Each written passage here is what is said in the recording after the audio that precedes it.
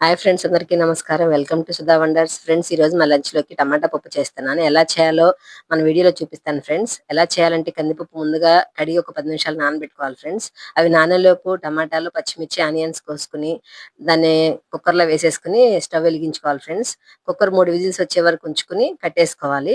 తర్వాత మళ్ళీ ఆ ప్రెషర్ అంతా పోయిన తర్వాత చింతపండు, ఉప్పు, పసుపు, కారం వేసుకొని ఒక 5 నిమిషాలు ఉడికించుకోవాలి ఫ్రెండ్స్. అలా ఉడికిన తర్వాత దాన్ని పక్కన పెట్టేసుకొని మెదుపుకోవాలి.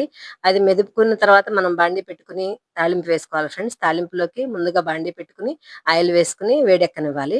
అది వేడెక్కిన తర్వాత కొంచెం జీలకర్ర, తాలింపు గింజలు, మెంతులు వేసుకోవాలి. అవి వేగిన తర్వాత ఊరమిరపకాయలు వేసుకుంటున్నాను ఫ్రెండ్స్, నేను ఇంట్లో తయారు చేసినవి.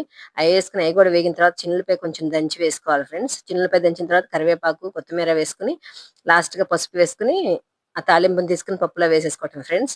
వేసిన తర్వాత ఒక 5 నిమిషాలు పప్పు ఉడకనివ్వాలి. ఉడికిన తర్వాత స్టవ్ ఆఫ్ చేసుకోవాలి ఫ్రెండ్స్. ఈ పప్పు చాలా బావుండిద్ది. మనకు తొందరగా అవ్వాలంటే కర్రీ కూడా ఇలా చాలా స్పీడ్‌గా అయిపోద్ది ఫ్రెండ్స్. ఈ వీడియో గాని మీకు నచ్చినట్లయితే నా ఛానెల్‌ని సబ్స్క్రైబ్ చేసుకోండి. లైక్ చేయండి ఫ్రెండ్స్. మరి ఒక వీడియోలో మళ్ళీ కలుద్దాం.